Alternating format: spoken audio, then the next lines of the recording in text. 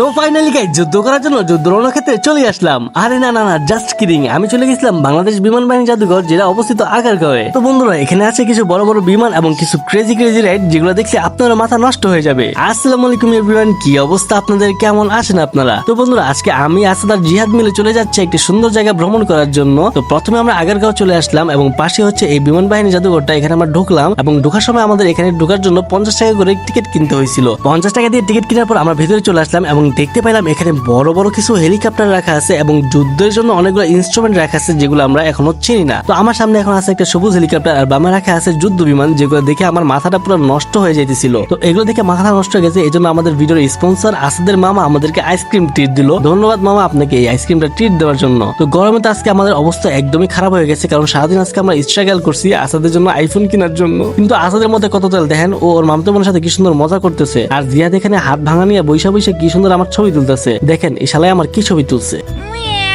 দেখ, ওর ছবি তোলা দেখে আমি অনেক বেশি ক্লান্ত হয়ে গেছি। এই জন্য আমি একদম ঘাসের মধ্যে শুয়ে পড়ছি, খোলা আকাশের নিচে। খোলা আকাশের নিচে শুয়ে অনেক বেশি ভালো লাগতেছিল। এই জন্য এই ভালো লাগাটা আসাদের একদমই সহ্য হয়নি। আর ও আমার ডাক দিয়ে বলে, আরে বেটা ওর সামনে আরো সুন্দর সুন্দর জায়গা আছে, ওগুলো এক্সপ্লোর করতে হইব। তো আর কি করার, আমি সবার থেকে ওইটা ওর সাথে বের হয়ে গেলাম সুন্দর সুন্দর জায়গা এক্সপ্লোর করার জন্য। এবং এখানে এসে দেখতে পারলাম আসলেই ভাই এই জায়গাটা অনেক বেশি সুন্দর। এখানে অনেক সুন্দর সুন্দর ফুল গাছ রাখা আছে, আর এরকম কিছু গাছ এখানে আছে যেগুলোর নামও আমি জানি না। তো গাছের থেকে বেশি এখানে ছিল কপত আর কপাতি, আই মিন কাপলস। তো এই কাপল গুলো দেখে আমার বন্ধু যা বললো শাশুনে আমি বেশি অবাক হয়ে গেছি। কারণ সে বললো, আরে বন্ধু একদিন বিয়েটা করতে দে, বিয়েটা কইরা খালি বউরলে এনে ঘুরতাম আর সিঙ্গেল পোলা করে জ্বালামু আর জ্বালামু। তো ওর ফালতু কথা সুন্দর সুন্দর সামনে চলে আইলাম আর দেখতে পেলাম এখানে একটা বাঘের মুখ আছে। দেখেন ভাই, বাঘের কত সুন্দর একটা বড় দাঁত। এই দাঁতটা ধইরা আমার যে কি একটা ফিলিংস লাগতেছে যে আমি বাঘের দাঁত ধরছি। ওয়াও, আমার হাত আজকে একদম গর্ভবতী হয়ে গেছে ভাই। তো আমরা এখন চলে আসছি আরেকটা আলাদা সাইডে, যেখানে অনেক সুন্দর সুন্দর কিছু রাইড আছে। আর এখানে রাইড গুলো দেখে আমার তো মাথা পুরো নষ্ট হয়ে গেছে। মাথা নষ্ট হওয়ার কিছু নেই, এটা নর্মালি একটা সুন্দর রাইড, কিন্তু ভিডিওর জন্য বলা লাগে ভাই। এখানে এই রাইডের মধ্যে বুড়া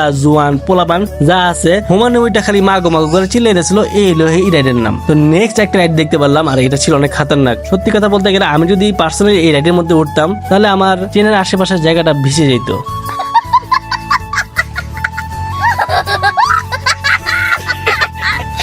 আই মিন বুঝতেই পারতেছেন আমি কি পরিমাণ ভয় পাইতেছিলাম। তো ভয় পেয়ে তো লাভ নাই, তাই আমি এখন বাতাস খেতেছিলাম, কারণ অনেক বেশি গরম। ঈদের মধ্যে মাংস খাইতে খাইতে শরীর একদম গরম হয়ে গেছে, তাই সুন্দর মতন বাতাস খেয়ে নিতেছিলাম। তো বাতাস খাওয়া শেষ হওয়ার পরেই আমরা এখানে ট্রেন চালানো দেখতে আইসা পড়লাম। ট্রেন চালানো দেখতে একদমই বেশি মজা লাগতেছিল না, তাই আমাদের স্পন্সর আমাদের মামা আমাদেরকে আবারও নৌকা চালানোর সুযোগ করে দেয়। গরিবরা এখন নৌকা চালাবে গাইজ, ভাবা যায়। তো এরপর আমরা নেমে গেলাম নৌকা চালানোর জন্য, আর নৌকা চালাতে চালাতে রাত হয়ে গেল। দেখেন আমার শরীরে একটা লাইফ জ্যাকেট আছে। এক কথায় বলা চলে এই লাইফ জ্যাকেটটা আমার জোর করে পরানো হয়েছে, মানে একদমই জোর করে পরানো হয়েছে। তো আমরা নৌকা চালাতে চালাতে অনেক বেশি ক্লান্ত হয়ে যায় আর মোর পাওয়া একদমই ব্যথা হয়ে যায়। এজন্য আমরা নৌকা চালাই আর ডানভাবে না তাকায়া মেট্রো রেলের এতগুলো টিকিট কেটে উঠে যায় ট্রেনের মধ্যে এবং বাসায় চলে যায়। তো বন্ধুরা, আজকের ভিডিওটা এই পর্যন্তই। ফালতু ভিডিও দেখার জন্য সবাইকে ধন্যবাদ। সবাই ভিডিওর মধ্যে লাইক করে চ্যানেলটিকে সাবস্ক্রাইব করবেন। আসসালামু আলাইকুম, আল্লাহ হাফেজ।